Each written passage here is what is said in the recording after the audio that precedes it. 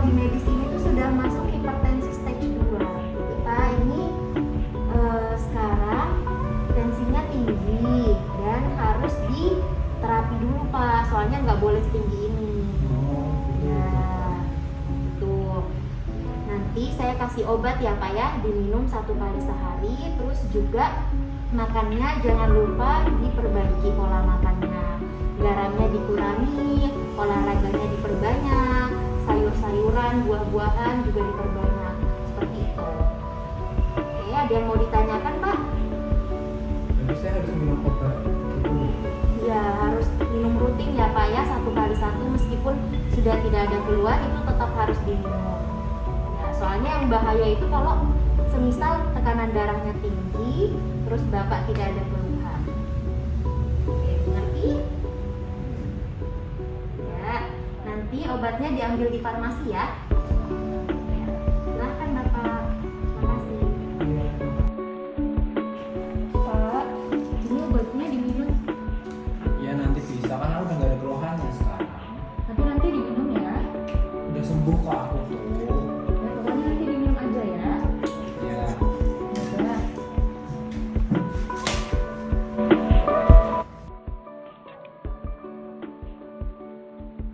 Jadi Ibu, kemungkinan besar ini Bapak terkena yang namanya stroke. Jadi stroke itu tuh di mana otaknya yang kena Pak, kena Bu. Jadi karena hipertensinya yang terlalu tinggi, nggak minum obat, nggak dikontrol, jadinya kenanya di otak. Nah, karena kenanya di otak, jadinya Bapak susah jalan kayak gitu. Jadi penting ya Bu ya minum obat, karena salah satu komplikasinya ya kayak Bapak seperti ini, stroke. Ya, habis ini mungkin nanti bisa tambah obat ya Bu ya buat stroke-nya. Apa itu hipertensi? Hipertensi atau tekanan darah tinggi adalah keadaan tekanan darah di atas normal, yaitu tekanan darah sistolik di atas 140 mmHg dan atau tekanan darah diastolik di atas 90 mmHg. Hipertensi disebut juga penyakit the silent killer dikarenakan penderita hipertensi kebanyakan tanpa keluhan. Untuk faktor risiko hipertensi sendiri itu ada 2 kelompok yang dapat dimodifikasi dan tidak dapat dimodifikasi. Salah satu faktor risiko yang tidak dapat dimodifikasi yaitu yang pertama karena usia, di mana orang dengan usia lebih dari 50 tahun itu memiliki risiko lebih tinggi terkena hipertensi.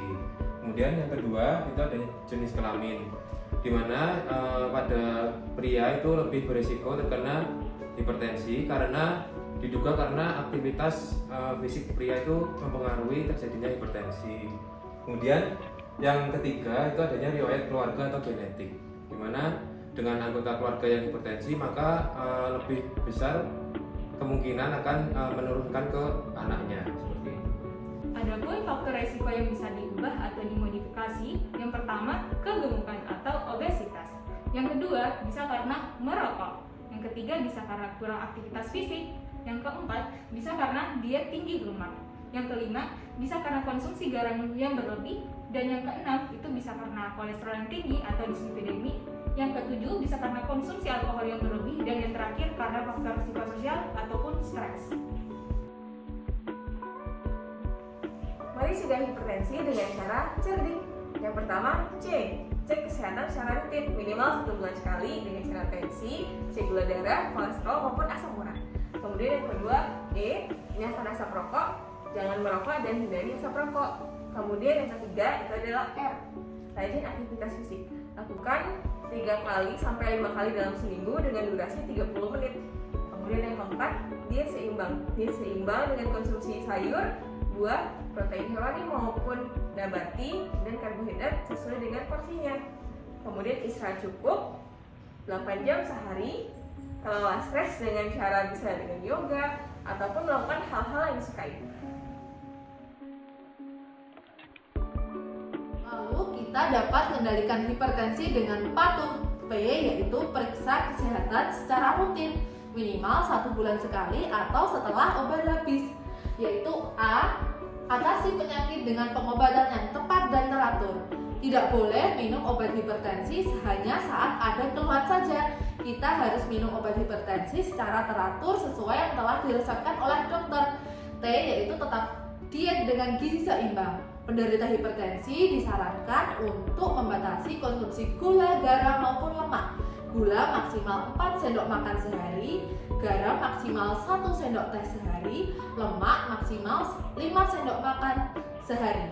Lalu U yaitu upayakan aktivitas fisik bisa dengan senam ringan, berjalan-jalan saat di pagi hari maupun berenang.